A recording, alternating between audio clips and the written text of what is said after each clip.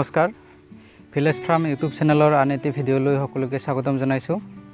আজি মই এটা প্ৰশ্নৰ উত্তৰ লৈ আহিছোঁ আৰু সেইটো হৈছে বহুতো কৃষক বন্ধুই মোক সুধি থাকে যে ছুপাৰ নেপিয়াৰ ঘাঁহটো ছাগলী ফাৰ্মিঙৰ ক্ষেত্ৰত কেনেকুৱা হ'ব বা ছাগলীয়ে এই ঘাঁহটো খায় নে নাখায়, সেইটো বিষয়ত মোক বহুতো কৃষক বন্ধুই তাৰমানে ফোন কৰি আৰু কমেণ্ট যোগেও বহুতে সুধি থাকে। আজি মই তেওঁলোকৰ কাৰণে এই ভিডিঅ'টো লৈ আহিছোঁ। ছুপাৰ নেপিয়াৰ ঘাঁহটো মইতো কওঁৱেই যে খুব ভালকৈ খায়। গৰুৰ কাৰণেতো খুব বেছিয়ে ভাল আৰু লগতে ছাগলীৰ কাৰণেও ভাল। সকলো পশুপালনৰ ক্ষেত্ৰত বহুতেই লাভদায়ক এই ছুপাৰ নেপিয়াৰ ঘাঁহটো। আৰু লগতে এই ঘাঁহটো ছাগলীয়ে কেনেকুৱা ধৰণে খায়, মোৰ নিজৰ ঘৰৰে ছাগলী আছে, সেইসকলে কেনেকৈ খায় আপোনালোকে আজি দেখা পাব। গতিকে আহকচোন ভিডিঅ'টোলৈ আমি আগবাঢ়োঁ।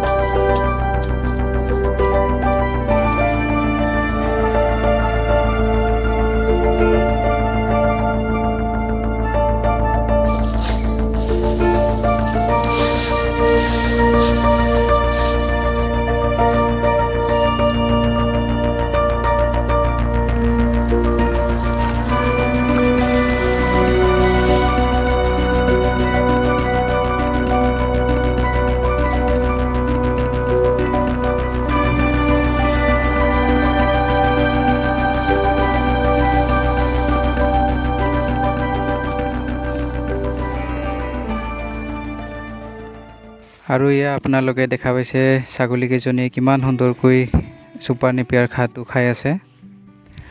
আৰু এই ঘাঁহবোৰ মই এনেকুৱা ধৰণে সৰু সৰু টুকুৰি কাটি দিছোঁ যাতে ছাগলীখিনিয়ে খোৱাত কোনো ধৰণৰ অসুবিধা নহয়।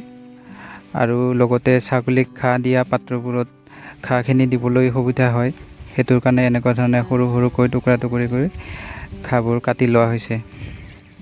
আৰু যিকেইজনী ছাগলী মোৰ দেখা পাইছে গোটেইকেইজনী আমাৰ থলুৱা লোকেল ছাগলীয়ে হয়।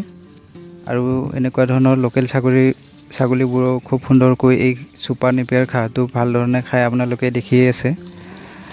আৰু যিসকল বন্ধুৱে ছাগলী ফাৰ্মিং কৰিম বুলি ভাবি আছে আৰু লগতে ছাগলী ফাৰ্মিঙৰ লগত এতিয়াও কিছুমানে জড়িত হৈ আছে, সেইসকলে যদি ভাবি আছে যে এই ছুপাৰ নেপিয়াৰ ঘাঁহটো লগাম নে নাই বা ছাগলীৰ কাৰণে কেনেকুৱা, সেইটো আপোনালোকে নিঃসন্দেহে এই ছাগলীৰ কাৰণে ছুপাৰ নেপিয়াৰ ঘাঁহটো লগাই ল'ব পাৰে।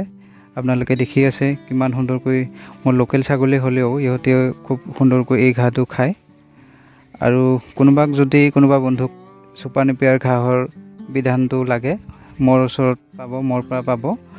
আৰু মোক যোগাযোগ কৰাৰ কাৰণে স্ক্ৰীণত মোৰ ফোনৰ নম্বৰটো দিয়া আছে। মোক পোনপটীয়াভাৱে আপোনালোকে ফোন কৰিব, যোগাযোগ কৰিব।